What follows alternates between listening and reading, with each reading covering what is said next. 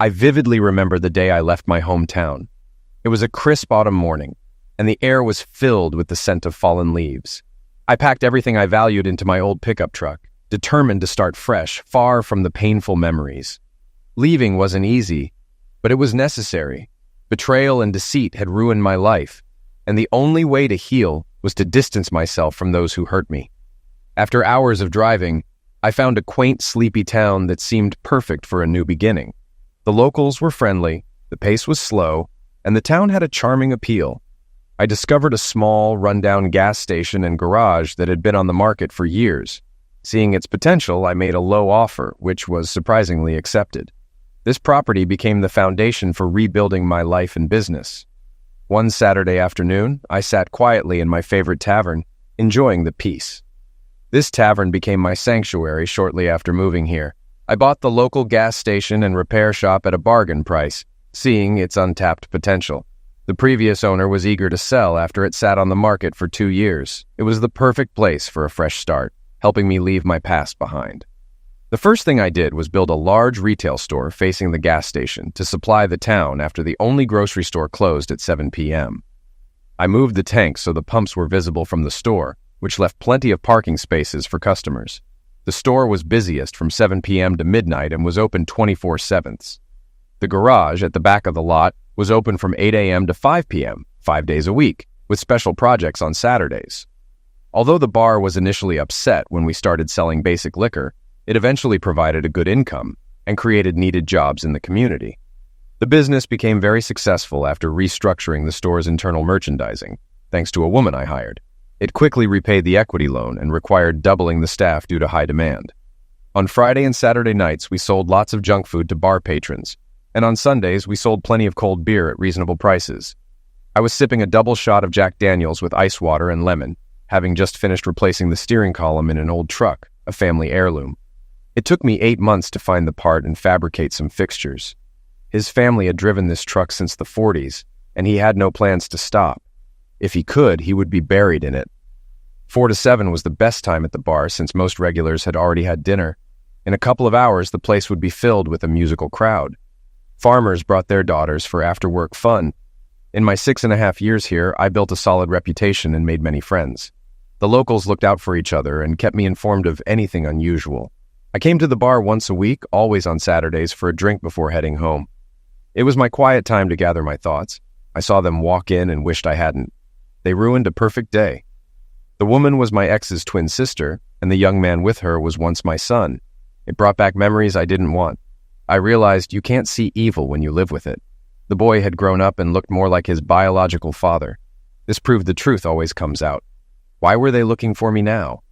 They chatted with the bartender, showed him a picture, and then left. I was grateful for my long, unkempt hair, beard, and mustache, which made me look different, especially since I had lost weight. No one noticed the message I sent, which simply said, "Come home when I can." About a half hour later, the bartender came over and sat at my table. "What did they want, Tom?" I asked. "They wanted to give you a message. They heard a rumor you live here and came to check it out," Tom replied. "They said a woman named Willa is dying of cancer and wants to make peace." I asked for your picture, pretending not to recognize your name. "Who are they? And what do they want?" I took out a cigarette, ripped off the filter, and lit it. "The woman is my ex-wife's twin sister. The young man is my ex-wife's illegitimate son, whom she passed off as mine for years. Based on your experience, do you think they were telling the truth?" I asked. "From their body language, I'd say they're partly honest, but hiding something big," Tom replied. I nodded. My ex-wife and her sister had always been deceptive, appearing genuine while betraying me. Tom went back behind the bar. My thoughts drifted to nearly 7 years ago when I left, promising not to return for another 7 years. They laughed at me, thinking I was a fool. They learned a hard lesson that day because they never saw or heard from me directly again. They didn't believe how serious or hurt I was. They thought I was just mad at their joke. They had no idea that a few weeks earlier I discovered our youngest child was my brother-in-law's son. That revelation started my journey to this moment.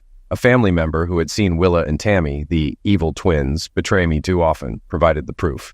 She called them black witches practicing pure evil. Earlier that week, before I left, we discovered a new insurance policy on me with double indemnity for accidental pass away, totaling $4 million if I died. A wise old woman told me to flee. When I left for my work truck, they had no clue. It was already packed with everything I wanted from my 16-year marriage. I drove away without looking back and ended up 2 states away. Part of this was my fault since I got Willa pregnant when she was 16 and I was 18. My family convinced me to marry her, and soon we had 2 more kids. They thought it was hilarious. Willa told our daughters, "Your father will come back when he cools off. He needs to regain his sense of humor." A few hours later, a sheriff's car arrived at the house. Willa greeted him at the door. "Are you Mrs. Willa Racine?" he asked. When she said yes, he replied, "Mom, you've just been served." She laughed, thinking it was a joke. But when she opened the envelope, she realized I had dissolved our marriage without a second thought. The grand dame told me she was shocked.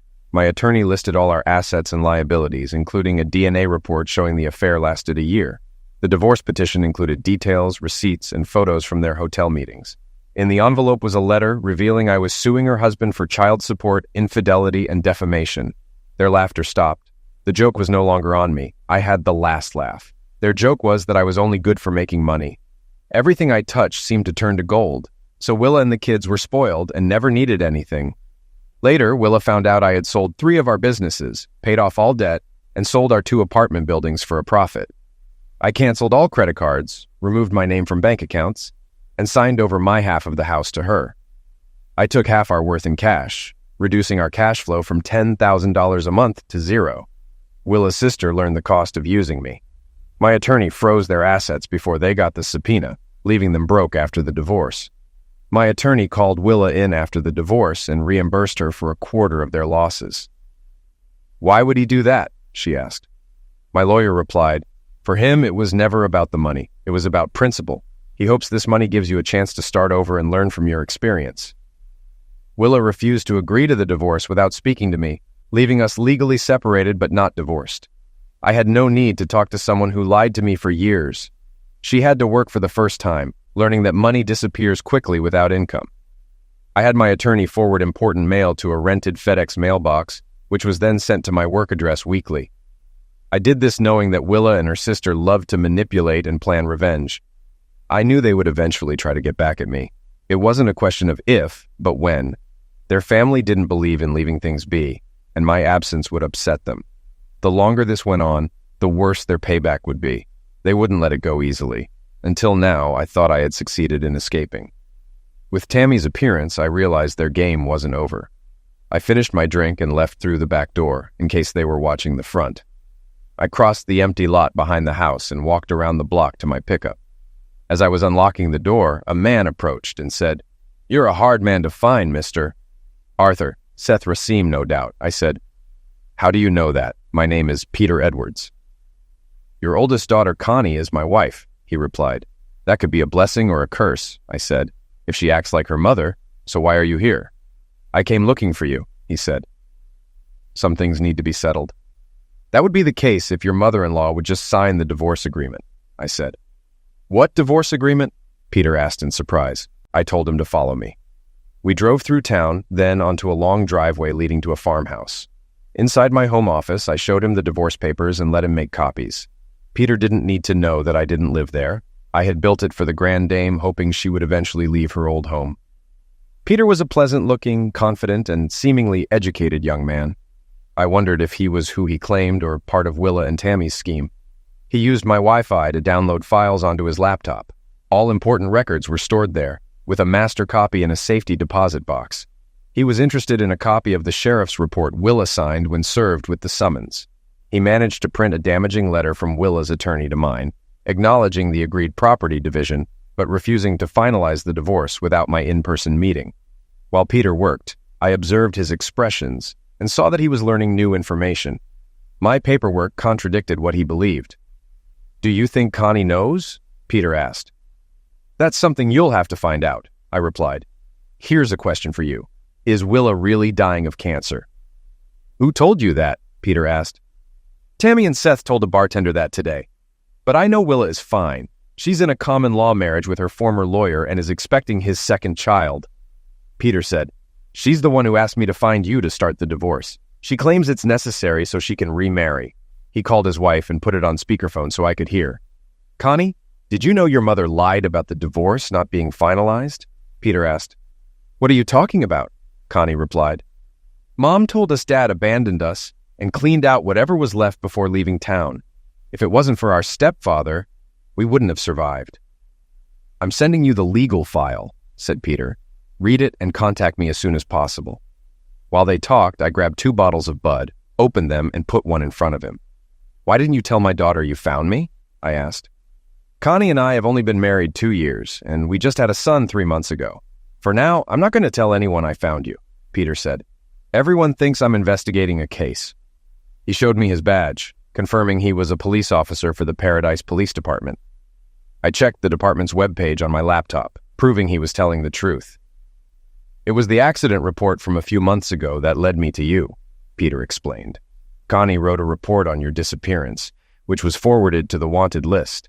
The insurance company informed me of the ruling in your favor. So why didn't you tell Connie you found me? I asked again. After reviewing your file, it became clear something else might be going on, Peter said. I wondered what happened to the $250,000 cash Willa was supposed to get along with the house deed. And why are they all lying about what really happened?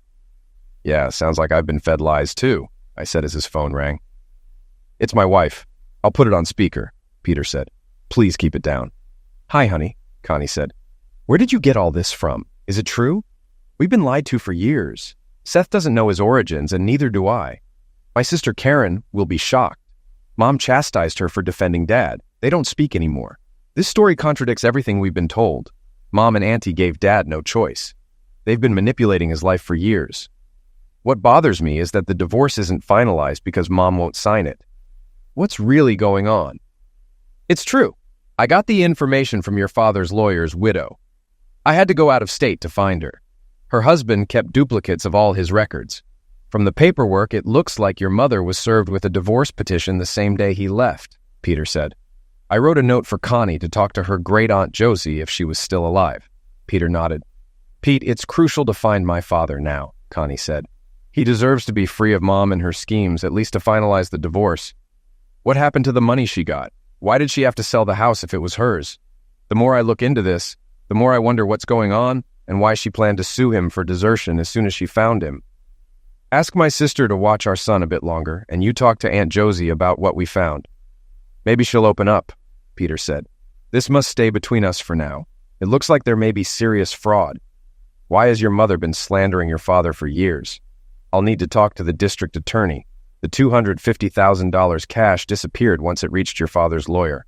Don't tell your sister yet. If the DA investigates, it's best no one else knows. I got up to get us some servings, giving Peter privacy until he finished his call.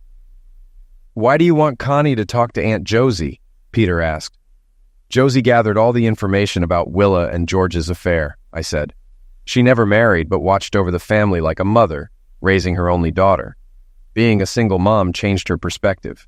She thought Tammy and Willa conspired and used George and me, but their ultimate goal is unclear. If it's true, why? Peter asked. Aunt Josie's granddaughter Jody wants her to move in with her, but Josie insists on waiting until the truth comes out. Jody visits with her 2 sons. Jody leads a very withdrawn life, I said. Socializing with Willa and Tammy takes a toll on everyone. They've used people most of their lives. It wasn't until Josie gave me the material that I realized this. Do you want to ask me about your children before I leave? Peter asked. Not until I know you're who you say you are, I replied. This could be another part of their game. Look into the sudden pass away of my lawyer, because if she's planning to sue me, what makes her think she can win? Peter's face turned white, realizing what kind of people he had married. We decided to trust each other enough to exchange numbers. He promised to keep me informed. I walked him to the door, shook his hand, and said goodbye. After he left, I cleaned up, locked the apartment, and took the long way home to ensure I wasn't followed, giving me time to think. My life had improved since putting the past behind me. Did I want to relive it all again? Knowing Willa and Tammy, I had to prepare for what was coming, as they'd go to any length for money. As soon as I walked through the door, 2 little kids grabbed my legs. I picked up my 3- and 4-year-olds, the apples of my eye, just like their mother. I felt blessed to have all 3 of them in my life. My wife, Jody, called out that dinner was almost ready, so I went to wash up. Over dinner, I told her about my day since closing the store. I couldn't have imagined my life turning out like this when I left Paradise almost 7 years ago. I promised my grandmother Josie that I would keep in touch, and I did, calling her every Sunday. About a year and a quarter ago, she called me for help. Her granddaughter, Jody, needed to escape a failed marriage and find a safe place to start over. Jody, 10 years younger than me, had no children and lived on an army base out of state. I didn't know much about her, but I owed Josie and was glad to help. It took me a week to find and partially furnish a 2-bedroom apartment for her in a small town, which was nearly impossible without a friend's help. When I arrived to pick up Jody, she had quit her job, emptied her bank accounts, and packed her bags. Her husband was about to enlist in the Army after his last 2-week training exercise. I quietly arrived around 8 in the evening with a rented U-Haul truck. With the help of a few neighbors and friends, we moved everything she wanted into the truck. I left her town in under 4 hours, refusing to say where I was from for safety. As we drove back, Jody and I started to get to know each other. Late that night, she got a call from her grandmother. I smiled when she said, "Yes, Grandma, Art picked me up. You could have warned me he's a wild bushman who might look half decent if he cleaned up." The next day, Josie contacted Jody's attorney to have all her legal documents sent to my FedEx box. Jody warned that her soon-to-be ex-husband could cause trouble, so I took steps to protect her. Jody then took over managing my store and proved to be an excellent manager, making successful changes and prioritizing customer needs. Her personality attracted many new clients, and she established a well-organized, problem-free staff. Josie had to get a restraining order against Jody's ex due to his constant threats. He was dishonorably discharged and moved back to my old hometown, thinking Jody would be there. To keep unwanted attention at bay, Jody wore a diamond ring, which helped her adjust to her new life. She handled banking and bookkeeping, gaining everyone's acceptance as I had introduced her. Jody's honesty and personality made her wonderful, and her long black hair was often hidden from her face. When asked about her ring, she replied, "I'm sure you'll figure it out," sparking rumors that she was my future mail-order bride. She started bringing me lunch on Saturdays, as I often forgot to eat while working, resulting in weight loss. Our relationship grew naturally. Everyone assumed we were a couple, and Josie kept us updated on events back home. We became curious when we learned Jody's ex was friendly with Tammy. The day Jody's divorce was finalized, our relationship deepened. We celebrated with friends at the local bar, sharing our first kiss during a slow dance under dim lights. 6 months later, we moved in together. While the kids were bathing, I shaved off my beard and mustache, leaving only stubble. The kids watched in amazement. I soaped my face and theirs with the bowl and brush Jody bought me for Christmas, much to their delight. Jody walked in, surprised to see the kids giggling with soapy faces as I finished shaving. "It looks like Daddy would look like you with a clean face," Jody teased. "Should I cut his hair too?" Both toddlers eagerly said, "Yes." I laughed and said, "I'll let the barber handle that on Monday." "No, I'll do it myself before you change your mind," Jody insisted. After drying off the kids and getting them dressed for bed, they sat at the kitchen table and watched Jody cut my hair. By the time she finished, I barely recognized myself in the mirror. I told Jody she did a great job. She sent me to shower off the loose hair while she cleaned up. During this, her grandmother called to say Connie had just left.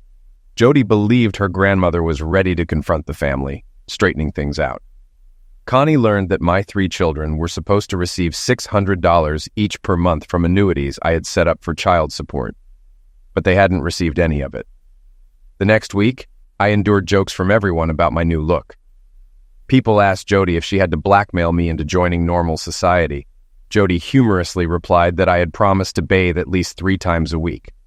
Most got the joke, some didn't. It was interesting to see how people acted when they believed they were superior.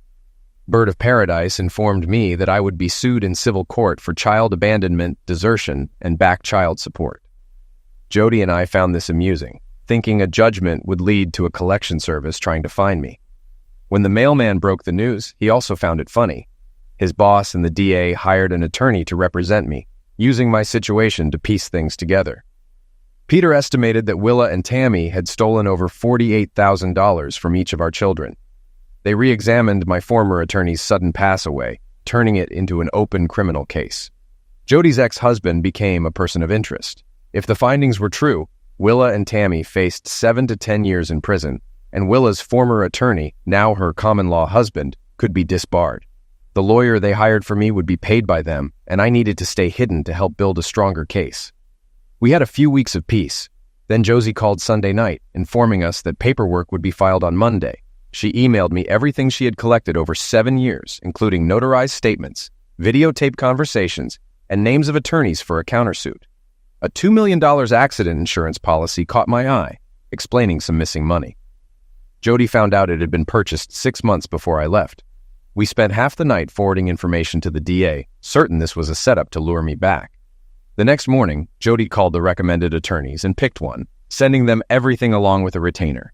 As soon as Willa's team filed the lawsuit, I would serve them before receiving it.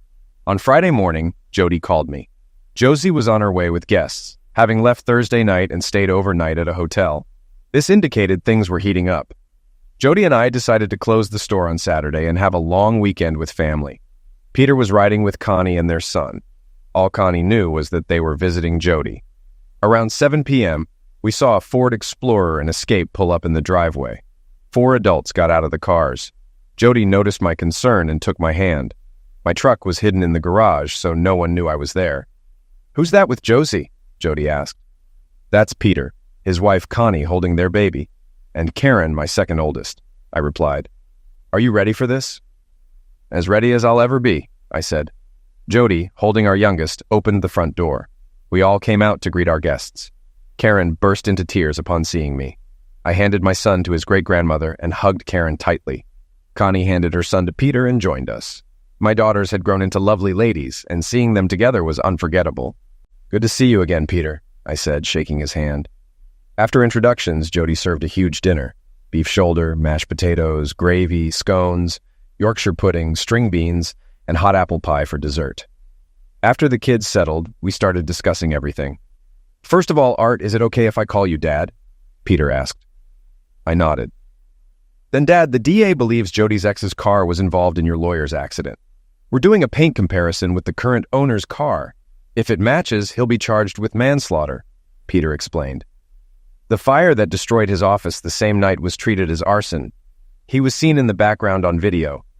Since Willa and her attorney sealed the divorce papers, they think there are no documents to prove what happened. They filed a lawsuit against you this week." Jody looked at me and burst into tears.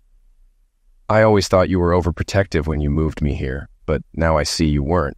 I thought your questions to my grandmother were excessive, but now I realize you needed to understand who we were dealing with before making a plan." "Willa and Tammy received your lawsuit on Thursday," Josie said. "They must have realized I was communicating with you. We feared they'd start tormenting me, so we came here quickly." "Grandma, we got your house ready," Jody said. "It's furnished, so you just need clothes." "I brought most of it in the car," Josie said. "Connie will ship the rest, including antiques. I gave her power of attorney to sell the house and furniture. It was time to leave paradise.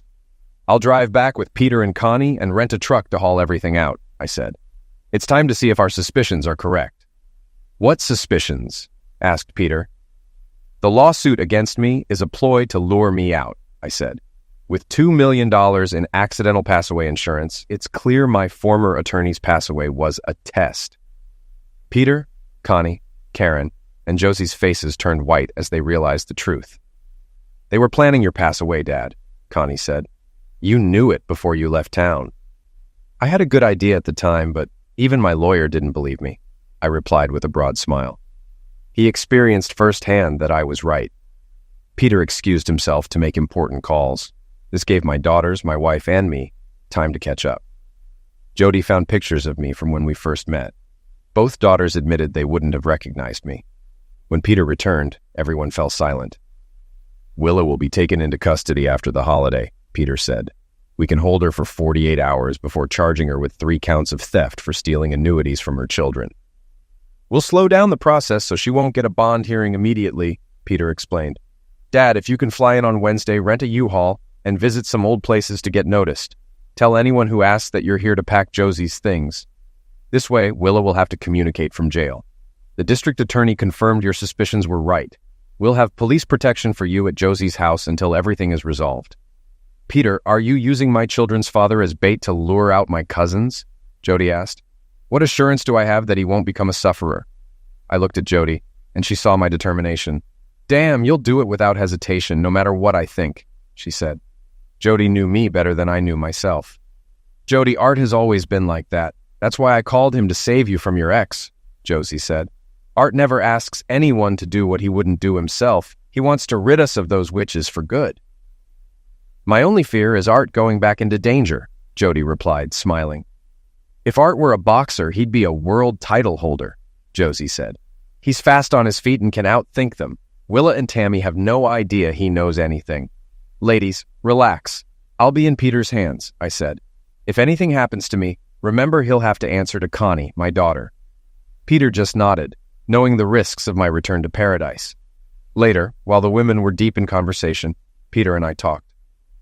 The DA thinks Jody's ex will make his move once he knows you're in town. He'll be furious knowing you rescued Jody from her terrible marriage, Peter said. Willa will learn you're here from a planted informant in the city jail early Thursday morning. If he's caught in the act, will he spill everything to save himself? I asked. Based on his military background, he's always admitted responsibility when caught. He's a follower, not a leader, so I expect him to give up easily. He sticks with Willa and Tammy because he's easily manipulated, Peter replied. The sign read, "Welcome to City of Refuge, population 34,823. It confirmed that the city council had declared the laws of the United States didn't apply here. It was like the Wild West, with justice depending on what the local authorities decided. Law-abiding citizens were prosecuted, while illegals were ignored, reflecting a skewed version of progressivism. The working class paid for the sins of others to please those in power who wanted lower wages and cheaper labor. Many actions were taken to provide that opportunity, requiring those in power to look the other way. Not much had changed here in almost 7 years. Aside from the freshly paved main street, everything looked the same. I decided my first stop should be my old favorite place, if it still existed. Thankfully, Bob and Betty's Burger Bar was still around, looking the same but freshly painted. I pulled into the parking lot, got out of the U-Haul truck, and headed for the main entrance at 11:15, just before the weekday lunch crowd. I was counting on being recognized since I was a businessman in a former life. We wanted everyone to know I was back. As I took a seat and picked up my menu, I noticed several people looking at me and using their cell phones. A server brought my coffee and creamer and asked if I was ready to order.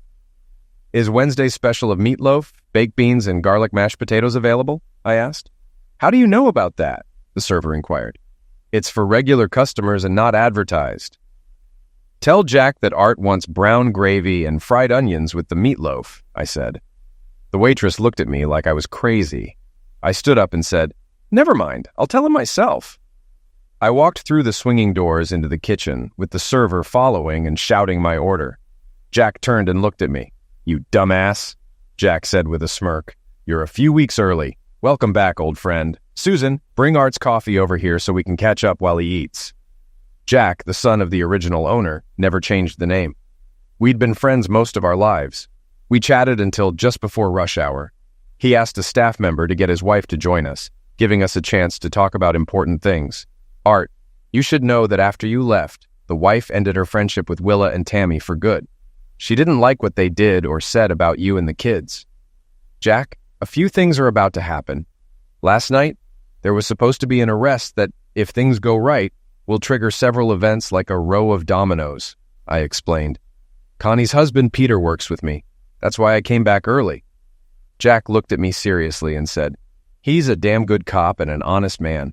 He put 2 of our former city council members in jail last year for corruption. You'll have to tell me more later. There are too many big ears here. We saw Sasha pull into the parking lot. She looked good. I sat down and waited for her to come in, knowing she'd see me from behind and not suspect anything was wrong. Jack, what happened? Susan asked. It was important, Sasha said.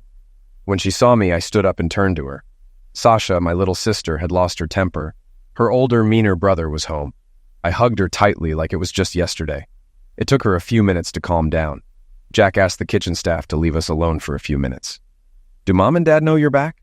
Sasha asked. No, and it's best if we keep it a secret for a few days, I replied. Are you here because Willa was taken into custody last night? My sister asked. Yes, and it's going to get worse before it gets better, I said. Once I settle in, I'll be under police protection. The police are now looking at my former lawyer's pass away with new eyes, believing it's connected to the arson attack on his office. Jack and Sasha's expressions spoke for themselves. It was well known that the district attorney appointed 3 years ago was trying to resolve many unsolved cases. You're a decoy to draw someone out, Jack said quietly. If this is correct, the arson, liquidation, and several other crimes will be solved in the next few days, I replied. This was all done to force me back to the city. Willa's arrest and my sudden return will disrupt a carefully planned conspiracy. What's behind all this? Jack asked. A $2 million insurance policy with double indemnity on accidental pass away, I said. Insured on me. My sister said, as we walked out of the restaurant to my rental truck. We were chatting when we noticed Tammy pulling up beside us. Where are you staying? My sister whispered. At the Grand Dame's house. I'll be moving her stuff to the new house, I said. She wanted to be away from whatever was about to happen. Josie left town. Why? Sasha asked. She wants to be near her granddaughter and our 2 sons, I answered with a smile. Jody and I have been together for over 5 years. We have 2 boys who recently turned 3 and 4. My sister was in complete shock. How did you and Jody end up together? Josie and I stayed in touch the whole time, I explained. When Jody needed help leaving a failed marriage, her grandmother called me. I moved her to my place. We believe her ex caused my lawyer's pass away and the fire at his office. Do Tammy and Willa know you're aware of what's happening? Asked Sasha. No, but they'll find out soon enough when they start making their moves, I replied as Tammy approached us. Art, I need you to drop part of your lawsuit against us, Tammy said. The district attorney will charge Willa within 48 hours. Unfortunately, my attorney says we can't do that because Willa filed a new divorce petition claiming desertion, abandonment of the child, and back child support, I said. Until the court rules on her claims, everything has to stay as it is. You can't say that. How will we bail her out with no assets? Tammy asked. You have a court order freezing everything? Maybe your father could help by putting up his house as collateral, I suggested. After all, you're both his daughters. Tammy turned and walked away, disappointed. Willa